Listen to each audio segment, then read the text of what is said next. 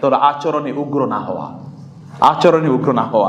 আল্লাহ রাসূল সাল্লাল্লাহু আলাইহি ওয়াসাল্লাম কি এই কথা বলেননি যে আচরণে, যে স্বভাবে কোমল, যেই ব্যক্তির স্বভাবে কোমল এই সকল ব্যক্তিরাই জান্নাতি, এবং যেই বাসায় যেই পরিবারে যে ব্যক্তির মাঝে কোমলতা নাই ওই ব্যক্তির উপর আল্লাহ সুবহানাহু ওয়া তাআলা রহমত নাই। ফাবিমা রাহমাতিন মিনাল্লাহি লিনতা লাহুম, আপনার কোমলতা তো আল্লাহর পক্ষ থেকে রহমত।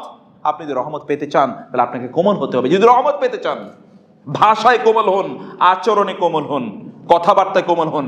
উদ্ধত অহংকারী ব্যাপারে জানেন না, আপনার মুখ থেকে যদি এমন আচরণ অথবা আপনার অবয়বে যদি এমন আচরণ, এমন আভাস যদি পাওয়া যায় যে আপনি অহংকারী, তাহলে আপনার কি হতে পারে? বুখারী হাদিসে এসে রাসূলুল্লাহ সাল্লাল্লাহু আলাইহি ওয়াসাল্লাম বলেছেন, বনী ইসরায়েল এক যুবক অহংকার করার কারণে আল্লাহ তাআলা তাকে জমিনের এত গভীরে তাকে নিয়ে গিয়েছেন যে এখনো যাচ্ছে, একটাই মাত্র কারণ, সে অহংকার করেছে। কি অহংকার? জামা কাপড় পরে কেবল একটু অহংকার শো করেছিল। আপনার তো এখন গ্যাজেট, আপনি খুবই দামি দামি জিনিস ব্যবহার করেন, দামি জামা কাপড় পরেন, ইত্তকার এখন ইত্যাদির অহংকারী আপনার দ্বারে কাছেও কেউ আসতে পারে না। এবং আপনার কথাবার্তার মধ্যে না আছে কোনো শালীনতা, না আছে কোনো ভদ্রতা, উগ্রতা ছাড়া আর আপনার মুখ থেকে বের হয় না। যুবকদের, মুসলিম যুবকদের ক্যারেক্টার তো এমন হওয়া দরকার, এটা একটা সুগন্ধির মতো, যেই দিক দিয়ে হেঁটে যাবে ওই দিক দিয়ে সুগন্ধি বের হবে, যেই দিক দিয়ে হেঁটে যাবে সেই দিক দিয়ে সুগন্ধি বের হবে। মুসলিম যুবকদের ক্যারেক্টার তো এমন হওয়া দরকার, এমনই হওয়ার কথা ছিল, এইভাবেই তাদের ক্যারেক্টার যুগ যুগ ধরে ছিল। অথবা আপনার ক্যারেক্টারের মধ্যে এমন বিষয় না আসুক যেখানে উদ্ধত্ত আছে, অহংকার আছে। কোমল ভাষী হন, শব্দচয়ন কাকে কিভাবে করতে হয় এগুলো শিখুন, অন্যদের সাথে ভালো আচরণ করুন। রাসূলুল্লাহ সাল্লাল্লাহু আলাইহি ওয়াসাল্লাম বলেছেন, সে আমার উম্মারই অন্তর্ভুক্ত নয় যে বড়দেরকে সম্মান করে না, ছোটদেরকে স্নেহ করে না।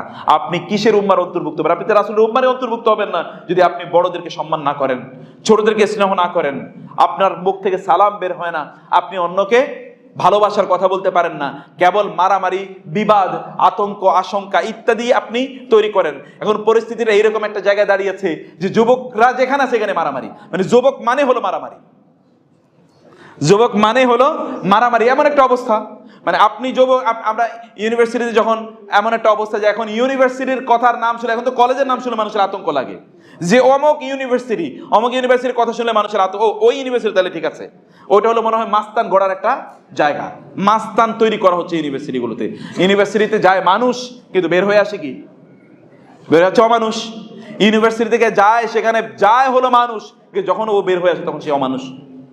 কারণ তার মধ্যে না তৈরি হয় নৈতিকতা, না তৈরি হয় মূল্যবোধ, না তার মধ্যে তৈরি হয় মনুষ্যত্ব, না তার মধ্যে তৈরি হয় কোমলতা, কোনো কিছুই না।